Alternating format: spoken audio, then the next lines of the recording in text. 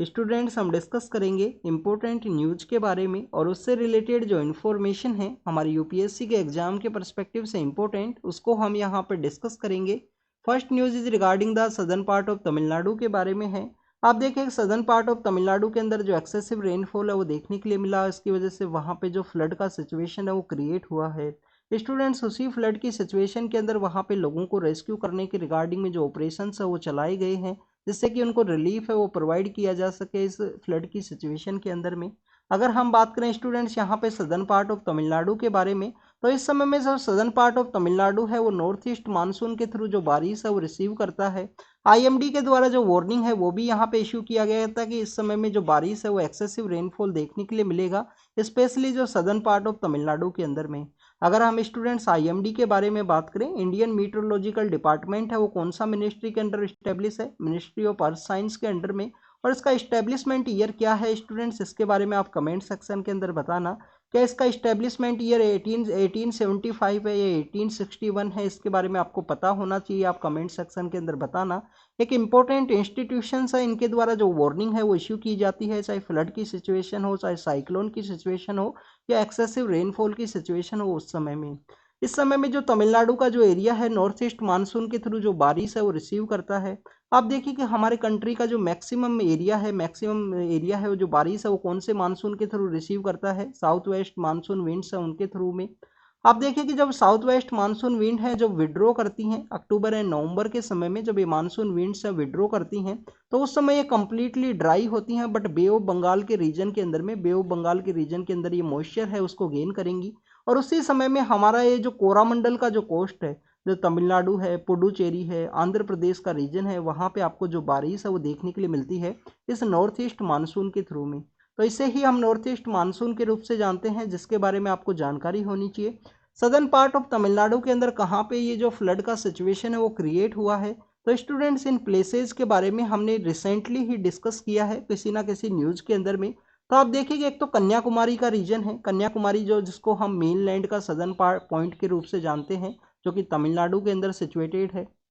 Students Kanyakumari हमारा जो main land है उसका सदर्न पॉइंट है। अगर हम ऑल ओवर इंडिया का जो सदर्न पॉइंट के बारे में बात करें तो बेसिकली यहाँ पे जो हमारे अंडमान एंड निकोबार जो आइलैंड सिचुएटेड हैं उसके अंदर एक इंदिरा पॉइंट नाम की जो जगह है निकोबार आइलैंड के अंदर में, इंदिरा पॉइंट हमारा जो सदर्न पॉइंट है उसके रूप से हम उसको जानते हैं। बट आप देखिए कि 2004 के समय में वहाँ पे क्या हुआ था, सुनामी का जो सिचुएशन क्रिएट हुआ, उसी सुनामी की वजह से इंदिरा पॉइंट है वो सबमर्ज हो चुका है हमारे सी के एरिया के अंदर में, तो पानी के अंदर में वो सबमर्ज हो चुका है 2004 के समय में।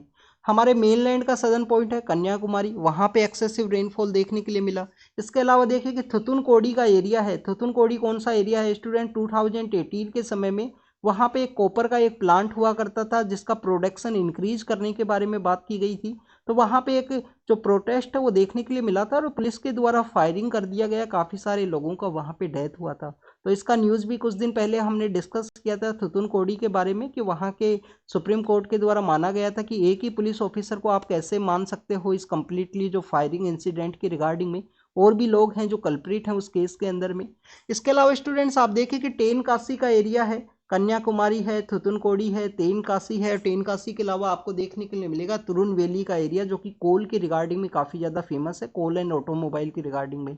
आप देखिए कि टेनकासी के बारे में अगर हम डिस्कस करें तो टेनकासी का इस एरिया के बारे में भी ऑलरेडी हमने डिस्कस किया है। अभी कुछ दिन पहले हमने डिस्कस किया था कि काशी और तमिल का जो समागम है जिसको ऑर्गेनाइज कहाँ पे किया गया, बनारस के अंदर में, पीएम सर भी वहाँ पे प्रेजेंट रहे थे उस प्रोग्राम के अंदर में। तो टेनकासी बेसिकली वो एरिया है जो काशी और तमिल का जो कोलोब्रेशन है, उनके जो एंशिएंट रिलेशन है उसको यहाँ पे शो करता है। जैसे कि बनारस और कांचीपुरम जो टेक्सटाइल और साड़ी के प्रोडक्शन के रिगार्डिंग में फेमस है, बनारस जो वाराणसी को ही हम बोलते हैं, और आप देखिए कि जो कांचीपुरम है वो तमिलनाडु के अंदर है। ऐसे ही टेनकासी है जहाँ पे आपको काशी का एक टेम्पल है वो सिचुएटेड है। तो टेनकासी का जो एरिया है जो बेसिकली एक रिलेशन को शो करता है तमिलनाडु और काशी के रिगार्डिंग में। तो ये वो प्लेस है जहाँ पे जो फ्लड का सिचुएशन है वो देखने के लिए मिला। यहाँ पे एक रिवर भी है जिसकी वजह से जो फ्लड है वहाँ पे काफ़ी ज़्यादा जो एक्सेसिव अमाउंट के अंदर में आपको देखने के लिए मिला है। इसके अलावा स्टूडेंट्स यहाँ पे आप देखिए कि तमिलनाडु के रिगार्डिंग में एक रिवर है जिसको हम काफ़ी बार न्यूज़ के अंदर रीड करते हैं, कावेरी रिवर। तो कावेरी रिवर के बारे में भी आपको एक बात पता होनी चाहिए कि कावेरी रिवर का जो कोर्स है, हाफ कोर्स यहाँ पे बेसिकली हमारा जो साउथ वेस्ट, सॉरी यहाँ पे नहीं है, हमारा कावेरी रिवर ब्रह्मगिरी हिल्स से निकलता है कर्नाटक के अंदर में। तो हाफ जो वे है, हाफ जो कोर्स है वो यहाँ पे साउथ वेस्ट मानसून के थ्रू बारिश रिसीव करता है, और हाफ जो कोर्स है यहाँ पे किसके थ्रू, नॉर्थ ईस्ट मानसून के थ्रू जो बारिश है वो रिसीव करता है। इस टॉपिक को भी ऑलरेडी हमने काफ़ी बार डिस्कस किया है। नेक्स्ट अगर हम बात करें स्टूडेंट्स, हमारे जो पार्लियामेंट के अंदर 72 मेंबर ऑफ पार्लियामेंट्स को सस्पेंड किया गया, वहाँ पे अपोजिशन के द्वारा मर्डर ऑफ डेमोक्रेसी है उसके रूप में इसको बताया गया है। स्टूडेंट्स आप देखिए कि डेमोक्रेसी का जो इंडेक्स निकाला जाता है, वी डैम नाम का जो इंस्टीट्यूट है, वी डैम नाम का जो इंस्टीट्यूट है उसके द्वारा कौन सा रिपोर्ट निकाला जाता है, डेमोक्रेसी रिपोर्ट निकाली जाती है। इंडिया को बेसिकली कौन सा कैटेगरी के अंदर वहाँ पे रखा गया था कि इंडिया एक इलेक्टेड ऑटोक्रेसी है उसका पार्ट बताया गया था। इंडिया बेसिकली इलेक्टेड, लोगों के द्वारा इलेक्ट किया जाता है लीडर्स को, बट वहाँ पे जो ऑटोक्रेसी है उसके बारे में बताया गया। अपोजिशन के जो मेंबर्स हैं उनको क्यों सस्पेंड किया गया है, सिक्योरिटी ब्रीच का जो इंसिडेंट देखने के लिए मिला था पार्लियामेंट के अंदर, जो अपोजिशन के द्वारा यहाँ पे डिमांड किया गया कि मिनिस्टर ऑफ होम अफेयर्स के द्वारा अपना जो स्टेटमेंट है वो दिया जाए, क्यों सिक्योरिटी ब्रीच देखने के लिए मिला, गवर्नमेंट ही उसके बिहाइंड में रिस्पॉन्सिबल है, ऐसा एलिगेशंस लगाए गए अपोजिशन पार्टीज के द्वारा। 72 एमपीज को यहाँ पे सस्पेंड किया है, उसके रिगार्डिंग में ऑलरेडी हमने डिस्कस किया है कि रूल्स, दोनों हाउस के जो रूल्स हैं वो डिफरेंट है, लोकसभा के जो रूल्स हैं वो भी डिफरेंट है, राज्यसभा के जो रूल्स हैं वो भी डिफरेंट है यहाँ पे सस्पेंशन के रिगार्डिंग में। अब आप देखिए कि कुछ ऐसी कमेटीज हैं जो वहाँ के जो स्पीकर हैं उनकी के द्वारा यहाँ पे हेड की जाती हैं, जिसमें बिजनेस पर्पज कमेटी है, रूल्स का कमेटी है, और भी आपको जनरल पर्पज कमेटी है वो देखने के लिए मिलती हैं, जो कि स्पीकर के द्वारा हेड की जाती हैं। और स्पीकर का ही मेन काम है यहाँ पे डेकोरम एंड डिसिप्लिन को मेंटेन करना हाउस के अंदर में। तो आप देखें कि उनको इस तरीके से देखने के लिए मिला होगा। मेंबर ऑफ पार्लियामेंट्स का जो सस्पेंशन है उनके द्वारा किया गया है विंटर सेशन के अंदर में। एक तो आपको हाउस के जो सेशंस हैं उनके बारे में भी जानकारी होनी चाहिए। हमारे कॉन्स्टिट्यूशन का कौन सा आर्टिकल है जो सेशंस के बारे में बताता है स्टूडेंट्स, 85 है। बट 85 के अंदर जो सेशंस का जो टाइमिंग है उसके बारे में नहीं बताया गया कि ईयर के अंदर कितने सेशन होने चाहिए। 85 के अंदर बताया गया है कि एक सेशन है ये पार्लियामेंट का, ये दूसरा सेशन है, इन दोनों के बीच में 6 मंथ से ज़्यादा का जो गैप है वो नहीं होना चाहिए। हो सकता है आप सेशंस हर 2 मंथ के अंदर ऑर्गेनाइज कीजिए, मल्टीपल टाइम्स सेशंस को ऑर्गेनाइज कीजिए। इंडिया के अंदर आपको पार्लियामेंट के अंदर मैक्सिमम कितने जो सेशंस है वो देखने के लिए मिलते हैं। तो आप देखिए एक तो बजट सेशन है, एक आपको बजट सेशन देखने के लिए मिलेगा, एक मानसून सेशन आपको देखने के लिए मिलता है, और एक विंटर सेशन है। और कभी कभी स्पेशल पर्पज की रिगार्डिंग में जो सेशंस है उनको भी बुलाया जाता है। जो हमारा पार्लियामेंट्री कमेटी है उसके द्वारा यहाँ पे बेसिकली प्रेसिडेंट को रिक्वेस्ट किया जाएगा, प्रेसिडेंट के द्वारा सम्मन किया जाता है, हाउस वहाँ पे असम्बल होता है उस समय में। तो आप देखिए कि जब हमारा वुमेन रिजर्वेशन एक्ट को पास किया गया था पार्लियामेंट के अंदर, तो एक स्पेशल सेशन बुलाया गया था 1 वीक की रिगार्डिंग में, एक असम्बल के रिगार्डिंग में, जिसमें वुमेन रिजर्वेशन एक्ट है 106 जो कॉन्स्टिट्यूशन अमेंडमेंट एक्ट है उसको पास किया गया। मेंबर ऑफ पार्लियामेंट्स के सस्पेंशन के बारे में हमने डिस्कस किया कि यहाँ पे स्पीकर के पास में पावर है सस्पेंशन के बारे में। यहाँ पे आपको एक और बात पता होना चाहिए कि 1989 के समय जब बोफोर्स का वहाँ पे एक केस सामने आया था, तो उस समय में जो मैक्सिमम सस्पेंशन है वो 63 पर्सन्स को वहाँ पे किया गया था, 63 जो एमपीज हैं उनको किया गया। तो ये हाईएस्ट नंबर ऑफ सस्पेंशन है अभी तक का हमारा जो पार्लियामेंट्री हिस्ट्री है उसके अंदर में। स्टूडेंट्स नेक्स्ट न्यूज़ के बारे में अगर हम बात करें तो यहाँ पे आपको पता होना चाहिए कि रूल्स डिफरेंट है दोनों ही हाउसेज के, और उन हाउसेज के रूल्स के अकॉर्डिंग में इनको मेंबर ऑफ पार्लियामेंट जिस हाउस से बिलोंग करते हैं उनका जो सस्पेंशन है उसको कैरी आउट किया जाता है। नेक्स्ट अगर हम बात करें स्टूडेंट्स यहाँ पे शिमला के बारे में है। शिमला के अंदर बेसिकली एक बाजार का एरिया है जिसको कि हम लक्कड़ बाजार के रूप से जानते हैं। तो वहाँ पे जो पर्सन्स है स्केटिंग करते हुए दिखाया गया है विंटर के समय में। कुछ दिन पहले हमने डल लेक के बारे में भी रीड किया था ऐसे ही एक फोटो के अंदर में। डल लेक के अंदर भी वहाँ पे जो शिकाराज हैं, जो वहाँ पे विंटर के समय में जो आइस है उसको दिखाया गया था कि डल लेक फ्रोजन स्टेट के अंदर में पहुँच चुका है उस समय में। यहाँ पे भी स्केटिंग को दिखाया गया है कि लोग यहाँ पे आइस के ऊपर स्केटिंग कर रहे हैं लक्कड़ बाजार के अंदर में। अब ये लक्कड़ बाजार क्या है, आप देखिए कि वुड को हम किसके नाम से जानते हैं हिंदी के अंदर में, लक्कड़ के नाम से, मीन से लकड़ी के नाम से जानते हैं। और यहाँ पे जो वुड के जो टॉयज हैं, वुड के जो टॉयज हैं वो बनाए जाते हैं इस लक्कड़ बाजार के अंदर शिमला के अंदर में। ये इस वजह से फेमस है लक्कड़ बाजार के नाम से। वुड के जो टॉयज हैं उनके बारे में भी आपको पता होना चाहिए कि इंडिया के कौन कौन से पार्ट हैं जहाँ पे जो टॉयज का जो प्रोडक्शन है उसको कैरी आउट किया जाता है, जिसमें आपको काफ़ी सारे एरियाज़ के बारे में पता होना चाहिए। जैसे आपने पोचामपल्ली एरिया के बारे में अभी कभी सुना हो, भूदान मूवमेंट था, विनोबा भावे के द्वारा चलाया गया था आफ्टर द इंडिपेंडेंस के बाद में, कि जिन जिन लोगों के पास ज़मीन नहीं है, ऐसे हमारे कुछ कम्युनिटीज़ हैं जिनके पास ज़मीन नहीं थी, उनको ज़मीन है वो डोनेट करने के रिगार्डिंग में। तो वो कौन से एरिया से चलाया गया था? एक विलेज का नाम है पोचामपल्ली, एक विलेज का नाम है पोचामपल्ली। हो सकता है यहाँ पे जो स्पेलिंग है वो मिस्टेक हो। पोचामपल्ली नाम का जो विलेज है वहाँ से चलाया गया था स्टूडेंट्स। पोचामपल्ली विलेज बेसिकली टॉयज़ के प्रोडक्शन के रिगार्डिंग में भी काफ़ी ज़्यादा फेमस है। एक सुपारी से भी जो टॉयज़ हैं वो बनाए जाते हैं मध्य प्रदेश के अंदर, उनके बारे में भी आपको पता है होना चाहिए। तो टॉयज़ के बारे में ज़रूर से रीड करना कि इंडिया में जो टॉयज़ का जो बेसिकली कहाँ कहाँ पे आपको देखने के लिए मिलता है। ये हमारे बेसिकली इंडियन पीएम सर के द्वारा एक इनिशिएटिव लॉन्च किया गया था। उसके बिहाइंड का रीज़न ये था स्टूडेंट कि चाइना की जो टॉयज़ हैं वो अपने कम्प्लीटली मार्केट के अंदर उनका डोमिनेशन देखने के लिए मिला, और वो टॉयज़ मैक्सिममली यहाँ पे प्लास्टिक के हैं। तो एक तो प्लास्टिक वेस्ट को भी हमको रिड्यूस करना है, और सेकंड आप देखिए कि चाइना का जो डोमिनेशन है हमारे मार्केट के अंदर में टॉयज़ का रिगार्डिंग में, तो उसी को यहाँ पे डील करने के रिगार्डिंग हमारा जो बेसिक हमारा जो नेटिव इंडस्ट्री है उसको प्रोडक्शन प्रोवाइड किया जा सके। नेक्स्ट अगर हम बात करें टेलीकॉम बिल के बारे में है, तो आप देखिए कि लोकसभा के अंदर इसको प्रेजेंट किया गया है। लास्ट हमारा जो टेलीकॉम के रिगार्डिंग में आप देखिए कि टेलीग्राफ एक्ट है, लास्ट हमारा टेलीग्राफ एक्ट है 1885 का। तो उस एक्ट को बेसिकली रिप्लेस किया जाएगा। तो 138 ईयर्स के बाद में कोई एक्ट है टेलीकॉम एक्ट जो यहाँ पे पास किया गया है, जिसके द्वारा इनको डील किया जाएगा। आप देखिए कि कभी कभी हम फ़ोन टैपिंग के बारे में रीड करते हैं, कभी कभी हम फ़ोन टैपिंग के बारे में रीड करते हैं, प्राइवेसी का वायलेशन किया गया या किसी केस के रिगार्डिंग में उनका जो फ़ोन टैपिंग है उसको कैरी आउट किया गया। तो फ़ोन टैपिंग भी इस टेलीग्राफ एक्ट के थ्रू ही देखने के लिए मिलता था, जिसका 2017 के समय अमेंड भी किया गया था। अब उसका एक नया बिल है उसको यहाँ पे प्रपोज किया गया है। तो हमारे मैक्सिमम काफ़ी सारे ऐसे कानून हैं जो आपको कॉलोनियल एरा के समय के देखने के लिए मिलेंगे, और उनको रिप्लेस करने का ज़रूरत है। मॉडर्न जो डिमांड्स हैं वो डिफरेंट हैं। तो आप देखिए कि इस एक्ट के थ्रू स्पेक्ट्रम के जो रूल्स हैं, dispute between the service provider, spectrum के जो रूल्स हैं, dispute between the service provider और डिपार्टमेंट ऑफ टेलीकम्युनिकेशन को यहाँ पे लोकल गवर्नमेंट के अकॉर्डिंग मीन्स वहाँ का जो डिस्ट्रिक्ट मजिस्ट्रेट है उसके द्वारा कुछ पावर है वो दी गई है। अभी ये कम्प्लीटली जो इसके प्रोविजंस है वो आपको जब भी समझ में आएंगे जब यहाँ पे ये एक्ट एस्टेब्लिशमेंट के अंदर में आएगा, और इसके जो प्रोविजंस है उनको एडिटोरियल्स के अंदर समय समय पे डिफरेंट डिफरेंट वे में डिस्कस किया जाएगा अलग अलग जो राइटर्स हैं उनके द्वारा। नेक्स्ट अगर हम बात करें तमिलनाडु के बारे में ही है, आप देखिए कि यहाँ पे एक्सेसिव रेनफॉल के बारे में हमने डिस्कस किया, और कुछ दिन पहले वहाँ पे एक साइक्लोन का सिचुएशन देखने के लिए मिला था, जिसको हम किसके नाम से जानते थे? मिचोंग साइक्लोन। मिचोंग साइक्लोन का जो नेमिंग है वो कौन से कंट्री के द्वारा दिया गया था स्टूडेंट्स? आपको पता होना चाहिए, म्यांमार के द्वारा। कितने कंट्री हैं एशिया पैसिफिक के रीजन के अंदर जो साइक्लोन का जो नेमिंग है वो करते हैं? 13 कंट्रीज हैं। पहले जो कंट्रीज है वो 8 हुआ करते थे, बाद में जो 5 कंट्रीज हैं उनको ऐड किया गया 2018 के समय में, जो बेसिकली मिडिल ईस्ट के रीजन वाले जो कंट्रीज हैं उनको ऐड किया गया था। तो यहाँ पे एक मनाली नाम का एरिया है। अब आपने मनाली का जो एरिया है वो सुना होगा हिमाचल प्रदेश के अंदर में, बट तमिलनाडु का जो कैपिटल है चेन्नई, चेन्नई के जस्ट नियर बाई में एक एरिया है जिसको हम मनाली के नाम से जानते हैं। मनाली के अंदर जो चेन्नई पेट्रोलियम है उसका बेसिकली रिफाइनरी है, और वहाँ पे जो ऑयल स्पिल है वो उसका इशू है वो देखने के लिए मिला, जो कि बेसिकली पुलिकेट लेक के वहाँ पे पहुँचा है।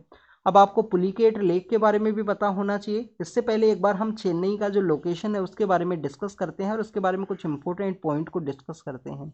आप देखिए कि स्टूडेंट्स हम यहाँ पे चेन्नई के बारे में डिस्कस करें तो आप देखिए कि तमिलनाडु के जो नॉर्दर्न पार्ट है वहाँ पे जो चेन्नई है वो सिचुएटेड है।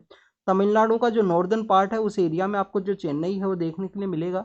और अगर हम इसको कंपेयर करें, कर्नाटक का जो कैपिटल है बेंगलोर, और यहाँ पे तमिलनाडु का जो कैपिटल है चेन्नई के साथ में, तो चेन्नई मोर साउथ के अंदर, मोर नॉर्थ के अंदर में प्रेजेंट है। जो जोग्राफिकल वे में अगर हम इसको कंपेयर करें तो चेन्नई का जो प्रेजेंस है वो मोर नॉर्थ के अंदर में 0.5 आपको मोर नॉर्थ के अंदर में देखने के लिए मिलता है। तो कभी कभी ये क्वेश्चन है, बेसिक क्वेश्चन आपसे पूछ लिया जाता है। आप देखिए कि अभी एक एनडीए के पेपर के अंदर एक क्वेश्चन पूछा गया था। एनडीए का जो पेपर है उसके अंदर क्वेश्चन क्या था कि जैसे दिल्ली है, दिल्ली, इसके इधर हमारा जो काठमांडू है, थिम्पू है, और जो म्यांमार का जो कैपिटल है, उन सभी को नेपिता को यहाँ पे कंपेयर करवाया गया कि कौन सा जो सिटी है वो नॉर्थ के अंदर में सिचुएटेड है। तो आपको लगेगा कि जो काठमांडू है वो नॉर्थ के अंदर होगा दिल्ली से, पर दिल्ली का जो प्रेजेंस है वो मोर नॉर्थ के अंदर में है। तो उसके बाद में आप देखें कि हमारे यहाँ पे सिक्किम के अंदर जो फ्लड का सिचुएशन देखने के लिए मिला था, उस समय मैंने भी जो टेलीग्राम चैनल के ऊपर एक क्वेश्चन आपको दिया था। बेसिकली अगर आप टेलीग्राम चैनल को ज्वाइन किए हो तो हमारे को आपको पता होगा कि जो सदर्न साउथ लहोनक लेक है उसके अंदर में जो फ्लड का सिचुएशन क्रिएट हुआ था सिक्किम के अंदर में, तो उस समय जो सिक्किम का जो कैपिटल है दिल्ली है, इन सभी को कंपेयर किया था कि कैसे जोग्राफिकली जो मोर नॉर्थ के अंदर में कौन सा जो एरिया है वो सिचुएटेड है, तो वहाँ पे भी दिल्ली ही मोर नॉर्थ के अंदर में सिचुएटेड है। इन सभी के बारे में आपको पता होना चाहिए। पुलिकेट लेक के बारे में अगर हम डिस्कस करें, ऑयल का स्पिल देखने के लिए मिला, वहाँ पे पहुंचा। एनजीटी के द्वारा जो क्वेश्चन किया गया है तमिलनाडु गवर्नमेंट को कि कहाँ वहाँ पे ऑयल का स्पिल कैसे पहुंचा है, एक्वेटिक लाइफ को ये हार्म करेगा, फिश का जो डेथ है वो भी देखने के लिए मिल सकता है। आप देखिए कि पुलिकेट लेक बेसिकली 96% इसका एरिया है वो किसके अंदर है, आंध्र प्रदेश के अंदर में। 4% एरिया किसके अंदर है स्टूडेंट, 4% एरिया आपको तमिलनाडु के अंदर में देखने के लिए मिलेगा।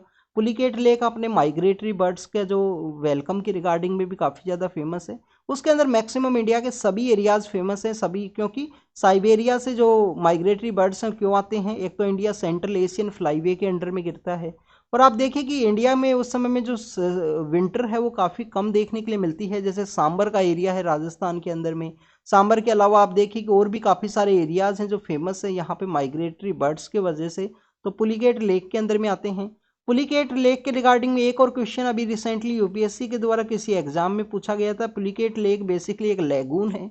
अब ये लैगून क्या होते हैं स्टूडेंट, लैगून का रिगार्डिंग ये है कि कोई लेक का अगर कोई एरिया है उसको मेन वाटर बॉडी से कोई सेपरेट करे, कोई जमीन का एरिया, लैंड का एरिया, उसको हम लैगून के नाम से जानते हैं। तो आप देखिए कि पुलिकेट लेक यहाँ पे सिचुएटेड है सपोज कीजिए, और यहाँ पे आपको जो श्री हरिकोटा है जो हमारा इसरो का एक लॉन्चिंग साइट है, श्री हरिकोटा यहाँ पे सिचुएटेड है। तो श्री हरिकोटा के द्वारा, श्री हरिकोटा जो आइलैंड है उसके द्वारा यहाँ पे पुलिकेट लेक को सेपरेट किया जाता है बे ऑफ बंगाल से। इसी वजह से हम पुलिकेट लेक को एज ए लैगून के रूप से जानते हैं। तो ये कुछ इन्फॉर्मेशन थी जिसको हमने डिस्कस किया। अब हम बात करेंगे कैग के ऑडिट के बारे में। तो गवर्नमेंट के द्वारा जो कैग से जो ऑडिट करवाए गए हैं वो नंबर्स यहाँ पे डिक्रीज हुए हैं, तो उसके जो डाटा है उसके बारे में यहाँ पे डिस्कस किया गया। आपको कैग के बारे में एक तो इन्फॉर्मेशन होनी चाहिए, कैग के द्वारा कौन सा जो डिपार्टमेंट है उसको हेड किया जाता है, इंडियन ऑडिट एंड अकाउंट्स का जो डिपार्टमेंट है उसको हेड किया जाता है कैग के द्वारा। कॉन्स्टिट्यूशनल बॉडी है आर्टिकल 148 के अंदर में, हमारे जो बी आर अम्बेडकर सर हैं जो फ्रेमर ऑफ इंडियन कॉन्स्टिट्यूशन है, जिनके द्वारा ड्राफ्टिंग कमेटी को भी हेड किया गया था, उनके द्वारा कैग को एक इम्पोर्टेंट इंस्टीट्यूशन के बारे में कहा गया है। इनके द्वारा ऑडिट किया जाता है गवर्नमेंट के जितने भी प्रोजेक्ट्स हैं। तो 18 प्रोजेक्ट्स यहाँ पे अलोकेट किए गए जिसको कि टेबल डाउन किया गया है पार्लियामेंट के अंदर इनकी रिपोर्ट्स के द्वारा यूनियन गवर्नमेंट की रिगार्डिंग में। कैग 148 के अंदर में है, इसका जो एज है किसके इक्वल इनको जो पैसा है वो प्रोवाइड किया जाता है, कंसोलिडेट फंड से दिया जाता है या कहाँ से, उसके वो बेसिक इन्फॉर्मेशन आपको होनी ही चाहिए, वो यहाँ पे बताने का ज़रूरत नहीं है। आपको एक और जानकारी यहाँ पे होनी चाहिए, ऑडिट एंड अकाउंट्स का जो सेक्शन है, ये क्वेश्चन मैंने ऑलरेडी भी एक बार आपसे पूछा था कि जो कैग के अंदर में जो ऑडिट एंड अकाउंट्स का जो सेक्शन है इसको बेसिकली सेपरेट किया गया था, ऑडिट एंड अकाउंट्स को यहाँ पे सेपरेट किया गया था। तो कौन से कॉन्स्टिट्यूशन ईयर के अंदर में, कौन से ईयर के अंदर में किया गया या कौन से कॉन्स्टिट्यूशन अमेंडमेंट एक्ट के थ्रू इसको सेपरेट किया गया, उसके बारे में आपको कमेंट सेक्शन के अंदर बताना होगा। आप बताना कमेंट सेक्शन के अंदर इसके बारे में। तो इसके कैग के बारे में आपको यहाँ पे रीड करना है, इसको जो नंबर्स हैं वो यहाँ पे डिक्रीज हुए हैं कैग के ऑडिट के अंडर में। कैग को बेसिकली हम फ्रेंड फिलोसफर एंड गाइड के रूप से भी जानते हैं, फ्रेंड फिलोसफर एंड गाइड के रूप से भी जानते हैं, और इनके द्वारा मैक्सिमम गवर्नमेंट का जो प्रोजेक्ट है उसका पोस्टमार्टम किया जाता है। स्टूडेंट्स प्रोजेक्ट यहाँ पे इम्प्लीमेंटेशन में आएगा, उसके अंदर में कोई फाइनेंशियल इरेगुलरिटीज तो नहीं हुई है, उसका जो एग्जामिनेशन है इनके द्वारा कैरी आउट किया जाता है। आप देखिए कि आप भी अगर Indian audits and account service को यहाँ पे चूज करोगे, Indian audits and account service को जब चूज करोगे तो आप भी यहाँ पे बेसिकली कैग का जो ऑफिस है उसके अंदर में रीच कर सकते हो। आपके द्वारा यूपीएससी के अंदर ही 4th या 5th नंबर पे ये जो सर्विस है वो देखने के लिए मिलती है जब आप डैप को फिल करोगे, जब आपको इनके बारे में जानकारी होगी। Next is about the anti defection law के बारे में है। तो आप देखिए कि हमारा जो 10th शेड्यूल है, 10th शेड्यूल ओरिजिनल जो 10th शेड्यूल है वो किसके रिगार्डिंग में था स्टूडेंट्स, सबसे पहले जो 10th शेड्यूल आया था वो बेसिकली सिक्किम की रिगार्डिंग में उसको लाया गया था, बाद में उसको डिलीट किया गया 36 कॉन्स्टिट्यूशन अमेंडमेंट एक्ट के थ्रू, और बाद में आप देखें कि 52nd कॉन्स्टिट्यूशन अमेंडमेंट एक्ट के थ्रू आया राम गया राम का जो पॉलिटिक्स है, आया राम गया राम बेसिकली एक राम नाम के एक पर्सन हुआ करते थे, जिनके नेम के साथ में जो राम है वो लगता था। वो पलवल से विधायक हुआ करते थे, पलवल से मेंबर ऑफ लेजिस्लेटिव हुआ करते थे हरियाणा से। और हरियाणा के अंदर इस तरीके से उनके द्वारा 1 या 2 दिन के अंदर 2-3 पार्टी हैं वो चेंज की गई थी। तो उनके रिगार्डिंग में एक स्लोगन है वो काफ़ी ज़्यादा फेमस था कि राम आ गया है राम चला गया है। तो आया राम गया राम का जो पॉलिटिक्स है उसको एंड करने के रिगार्डिंग में 10 शेड्यूल है वो लाया गया, एंटी डिफेक्शन लॉ। इसका मीनिंग मेन एम क्या था? मेन एम यही था कि जो फ्लोर ऑफ द हाउस है उसको अनएथिकल मैनर के अंदर क्रॉस ना किया जाए। अनएथिकल मैनर के अंदर और फ्लोर ऑफ द हाउस क्या है स्टूडेंट्स, आप देखिए कि यहाँ पे स्पीकर है। स्पीकर के राइट हैंड साइड में आपको जो गवर्नमेंट पावर के अंदर में होती है, जो ग्रुप पावर के अंदर होता है वो देखने के लिए मिलता है। लेफ्ट हैंड साइड के अंदर जो अपोजिशन है वो देखने के लिए मिलेगा। स्पीकर के अकॉर्डिंग है स्टूडेंट, स्पीकर का राइट हैंड या लेफ्ट हैंड, अपना राइट हैंड लेफ्ट हैंड नहीं है। और इसके अलावा और भी जो छोटे छोटे जो ग्रुप्स हैं उनको यहाँ पे जो सिटिंग उनका लोकेशन है वो किया जाता है स्पीकर के द्वारा। आप देखिए कि एंटी डिफेक्शन लॉ ये है कि यहाँ पे सपोज कीजिए कोई अपोजिशन में है, उनके द्वारा यहाँ पे जो फ्लोर ऑफ द हाउस को क्रॉस करते हुए इस ग्रुप के लिए अगर वो जाते हैं तो इसको बोला जाएगा crossing of the floor of the house in the ethical manner में जो करा जाएगा उसको बेसिकली यहाँ पे डिफेक्शन का पार्ट रखा गया है। तो एंटी डिफेक्शन लॉ लाया गया है कि अनएथिकल मैनर में ना किया जाए। अब अनएथिकल मैनर क्या है स्टूडेंट्स? अनएथिकल मैनर ये है कि सपोज की जाए यहाँ पे जो पार्टी है वो 100 मेंबर्स का है और यहाँ पे कोई एक पर्सन है जिसको पार्टी के आइडियोलॉजी के अगेंस्ट में है, तो यहाँ पे जो एंटी डिफेक्शन लॉ है वो अप्लाई होगा। एक मेंबर को नहीं जाने दिया जाएगा। पहले 1/3 का मर्जर हुआ करता था, फिर 91st कॉन्स्टिट्यूशन अमेंडमेंट एक्ट के थ्रू 2/3 का जो मर्जर है उसको अलाउ किया गया है कि 2/3 मर्जर है वो यहाँ पे कर लिया जाए। तो बेसिकली उसके ऊपर एंटी डिफेक्शन लॉ है वो अप्लाई नहीं होगा, यहाँ पे अप्लाई हो जाएगा अगर 1% है यहाँ पे दूसरी पार्टी को ज्वाइन करता है जिस सिंबल के ऊपर इलेक्ट होकर आया है, उसके बाद में कोई पार्टी ज्वाइन करता है तो उसको एंटी डिफेक्शन लॉ है वो यहाँ पे अप्लाई होगा। तो this is all the information related to the anti defection. यहाँ पे बेसिकली कुछ लॉज के कुछ जो केसेज है उनके बारे में बताया गया है कि कहाँ कहाँ पे सामने आया। जैसे उत्तर प्रदेश का एक केस है, राजेंद्र सिंह राणा नाम के जो basically member of legislative assembly हुआ करते थे। यहाँ पे महाराष्ट्र के बारे में भी डिस्कस किया गया है। तो ये विधि फाउंडेशन है उसके जो ये स्कॉलर्स हैं उनके द्वारा इसको एग्जामिन किया गया है कम्प्लीटली कि कहाँ कहाँ पे अनएथिकल मैनर के अंदर में जो क्रॉस किया गया फ्लोर, क्या यहाँ पे इसको बैन करने का ज़रूरत है। तो उसी सभी के बारे में यहाँ पे डिस्कस किया गया है और स्पीकर के द्वारा डिसाइड किया जाता है क्या स्पीकर का जो डिसीजन उसका यहाँ पे जुडिशियल रिव्यू हो सकता है या नहीं हो सकता। इसके बारे में आपको पता होना चाहिए कि हो तो हिलोहन जो केस है 1992 का वो क्या बोलता है। तो उन सभी के बारे में आप रीड करना एंटी डिफेक्शन लॉ के पर्सपेक्टिव से। नेक्स्ट अगर हम बात करें students, next is regarding the moist का जो मूवमेंट है उसके बारे में है।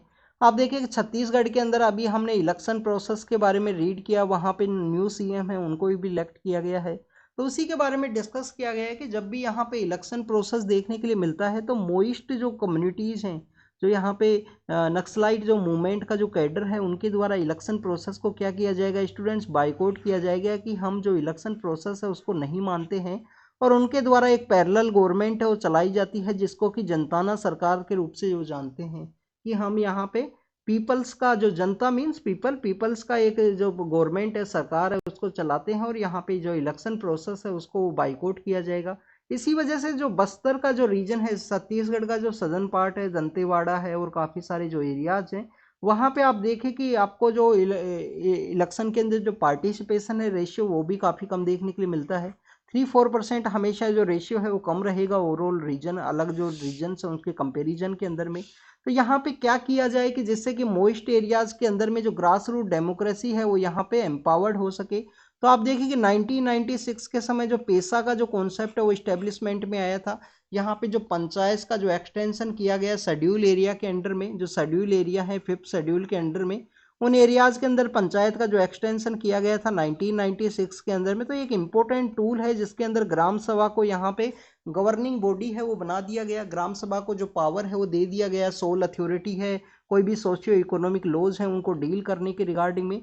और ग्राम सभा को जिस तरीके से यहाँ पे बेसिकली वो बनाया गया है पावरफुल, ये यहाँ पे जो पावर है वो देता है लोगों को हाथ के अंदर में, वहाँ पे जो समहाउ जो चेंज है वो लाया जा सके। तो मोइस्ट मूवमेंट है जो कि कैडर बेस्ड मूवमेंट आपको देखने के लिए मिलेगा, उसको अगर आपको डील करना है तो उसके रिगार्डिंग में जो ग्राम सभा है, ग्राम पंचायत है, वो यहाँ पे पावरफुल होनी चाहिए, ग्राम सभा पावरफुल होनी चाहिए, और उसी को एक टूल माना गया है कि डेमोक्रेसी के अंदर चेंज के रिगार्डिंग में यहाँ पे डिस्कस किया गया।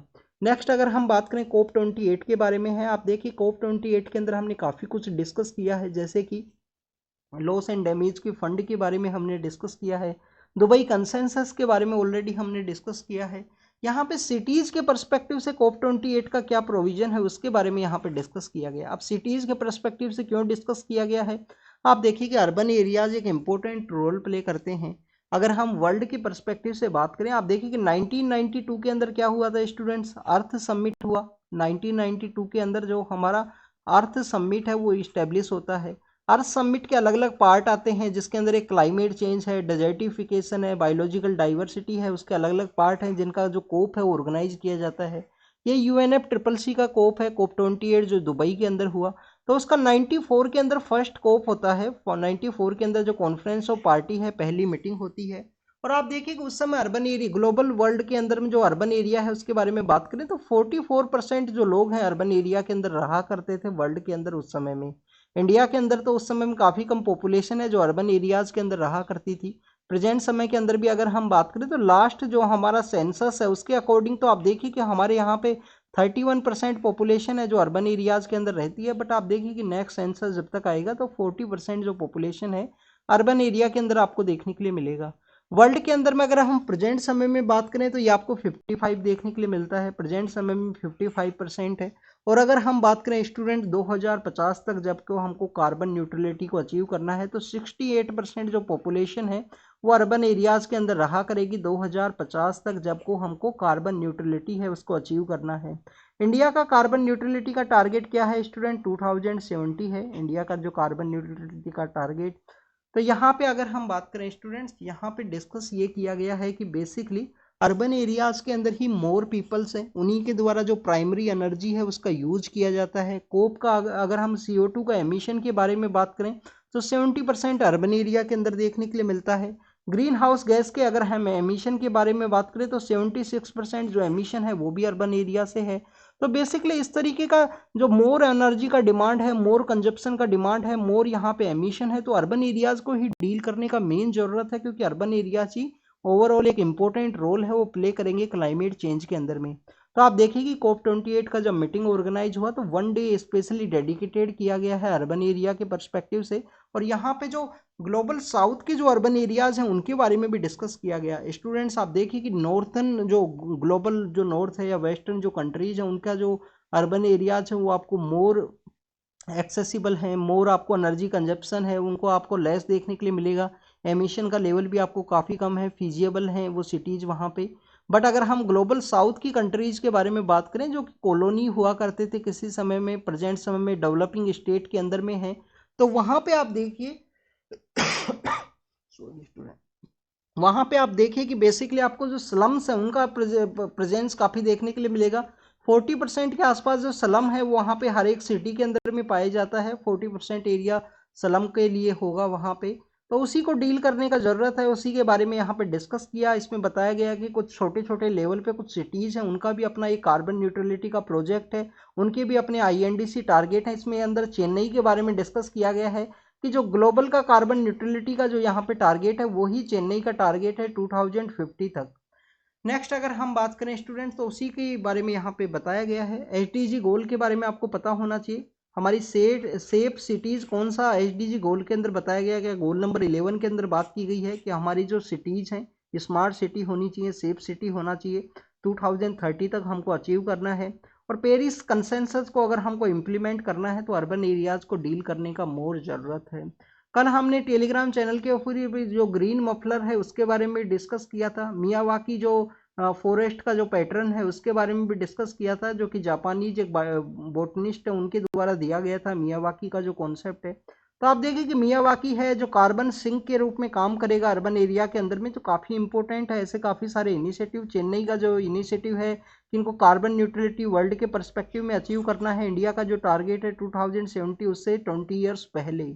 नेक्स्ट शाही ईदगाह के बारे में बात करेंगे, हमारे जो एग्ज़ाम के पर्सपेक्टिव से जो इम्पोर्टेंट है उसके बारे में हम डिस्कस करेंगे। आप देखें कि साई ईदगाह के बारे में बात करें तो मथुरा के अंदर कृष्ण जन्मभूमि का एक जो बेसिकली जो केस है वो फाइल किए गए हैं। इसके सर्वे के रिगार्डिंग में यहाँ पे जो इलाहाबाद हाई कोर्ट है उसके द्वारा अलाउ किया गया।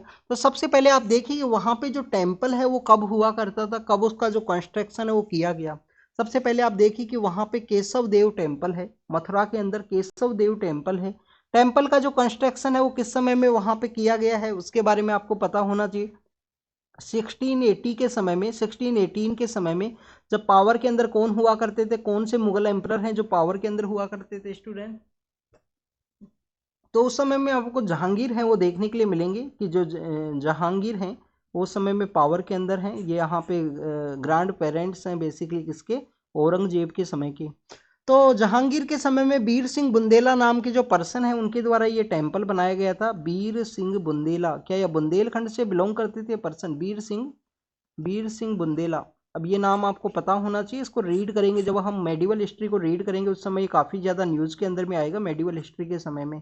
तो बीर सिंह बुंदेला नाम के जो पर्सन है उनके द्वारा इस टेम्पल को बनाया गया था, केशव देव टेम्पल है। उसके बाद में आप देखिए कि औरंगजेब के जो एक ब्रोदर हैं दारा सिकोवा, जिनको कि लिबरल मुस्लिम का जो टाइटल है वो भी दिया गया है। तो दारा सिकोवा नाम के जो पर्सन है आप देखिए कि उनके द्वारा भी इसका जो प्रोटेक्शन है वो किया गया है, इसको रिनोवेट किया जा सके ऐसा उनके इनिशिएटिव्स हैं वो आपको देखने के लिए मिलते हैं। बट दारा सिकोवा है और जो अलग अलग जो पर्सनस हैं उनको यहाँ पे मार दिया जाता है औरंगजेब के द्वारा। और 1658 के समय वो पावर के अंदर में आते हैं और 1670 के समय में इस टेम्पल का जो डिस्ट्रक्शन है उनके द्वारा किया जाता है और वहाँ पे जो साई ईदगाह नाम का जो दरगाह है वो बना दिया जाता है एक नियर बाई एरिया के अंदर में। और आप देखिए कि उसके बाद में आप यहाँ पे आपको काफ़ी सारे जो केसेस देखने के लिए मिलेंगे। एक बिरला फैमिली से रिलेटेड एक पर्सन है जिनके द्वारा वो ज़मीन है वो खरीद ली जाती है। तो ये हमारे एग्जाम के पर्पज़ से इम्पोर्टेंट नहीं है। एग्जाम के पर्पज़ से एक तो आपको ये पता होना चाहिए कि जहांगीर के समय में ये टेम्पल का कंस्ट्रक्शन किया गया था। बीर सिंह बुंदेला नाम के पर्सन, दारा सिकोवा जिनको हम लिबरल मुस्लिम के रूप से जानते हैं, इनके द्वारा काफ़ी सारे अपने उपनिषद हैं उनको भी ट्रांसलेट किया गया था। दारा सिकोवा का जो फिर असैसिनेशन औरंगजेब के द्वारा किया गया, जो एक्सेशन का जो लड़ाई है उस समय में, और 1658 के समय इनके द्वारा किया गया पावर के अंदर में आते हैं और 1670 के समय इस टेम्पल का जो डिस्ट्रक्शन है उनके द्वारा कर दिया गया।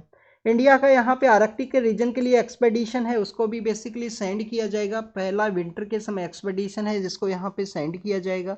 तो बेसिकली आपको यहाँ पे जानकारी होनी चाहिए कि रमन रिसर्च इंस्टीट्यूट के जो पर्सन्स है वो यहाँ पे एक्सपेडिशन के अंदर में जाएंगे, जिनके द्वारा वहाँ पे जो सारस नाम का एक कॉन्सेप्ट है, सारस नाम का एक कॉन्सेप्ट है उसको बेसिकली उनके द्वारा स्टडी किया जाएगा। ये आपको जानकारी होनी चाहिए।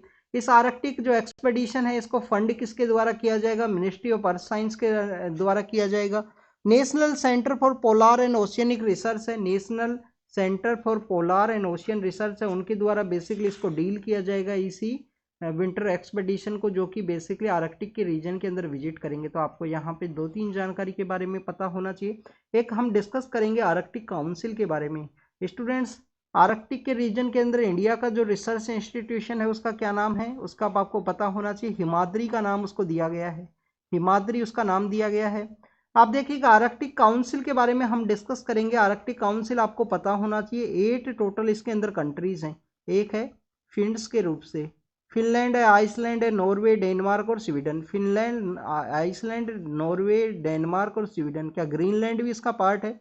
तो ग्रीनलैंड कौन से कंट्री के अंदर में आता है ये आप कमेंट सेक्शन के अंदर बताना। इन्हीं 5 कंट्रीज में एक कंट्री है उसका पार्ट है वो, 5 ये कंट्री हैं। इसके अलावा आप देखिए कि रसिया है, रसिया के अलावा यूएसए है और यूएसए के अलावा जो कनाडा है, रसिया है, यूएसए और कनाडा है। कब ये इस्टेब्लिशमेंट में आया आर्कटिक काउंसिल? 1996 के समय इस इंटर गवर्नमेंटल ऑर्गेनाइजेशन को इस्टेब्लिश किया गया through the Ottawa declaration. Ottawa नाम की जो जगह है वो कहाँ पे है? कनाडा के अंदर में। तो ओटावा डिक्लेरेशन के समय इस्टेब्लिशमेंट में आया है आर्कटिक के रीजन के प्रोटेक्शन के रिगार्डिंग में, कैसे उसका प्रोटेक्शन कंजर्वेशन है उसको किया जा सके। इंडिया ने अपना जो एक्सपेडिशन मिशन है वो सेंड किया था 2008 के समय में, जिसको हिमाद्री के नाम से जाना गया है। अभी यहाँ पे एक टीम को सेंड किया जाएगा जिसके द्वारा वहाँ पे एग्जामिन किया जाएगा सारस का जो बेसिकली वहाँ पे कॉन्सेप्ट है उसको, यहाँ पे रेडियो एंड काफ़ी कुछ चीज़ें हैं उनके रिगार्डिंग में जो स्टडी है उसको किया जाएगा। तो इसको आप रीड करना अच्छे से। रमन रिसर्च इंस्टीट्यूट के लोग जाएंगे, मिनिस्ट्री ऑफ अर्थ साइंस के द्वारा इसको फंड किया गया है, national centre for polar and ocean research के द्वारा। जे एन .1 नाम का एक वेरिएंट है कोविड-19 का, उसके जो केसेज हैं वो देखने के लिए मिला। 4 लोगों का वहाँ पे डेथ भी हुआ है। तो वार्निंग इशू किया गया है मिनिस्ट्री ऑफ हेल्थ के द्वारा।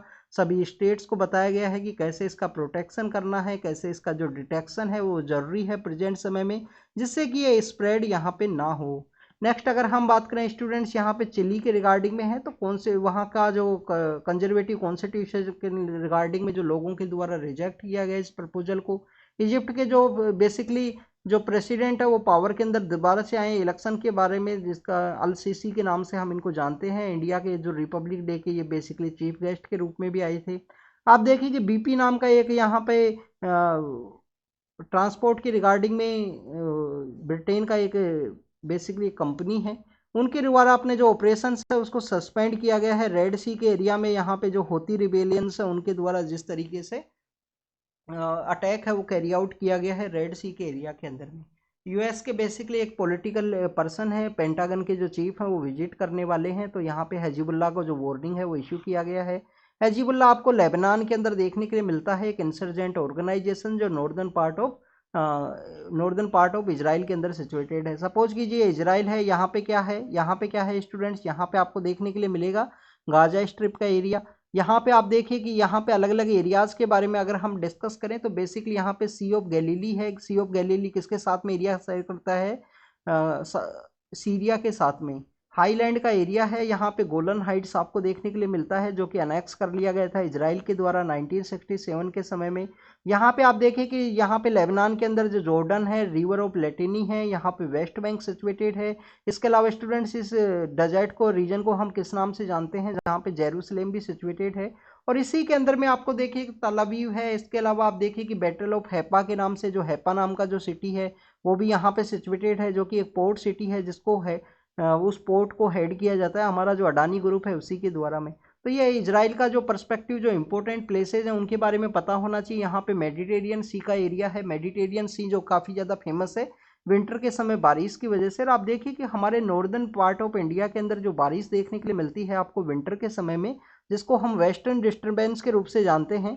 तो वेस्टर्न डिस्टर्बेंस जो अपना मॉइस्चर गेन करते हैं इसी मेडिटेरियन सी के एरिया से करेंगे, और इंडिया का नॉर्दर्न पार्ट के अंदर जो बारिश है वो देखने के लिए मिलती है।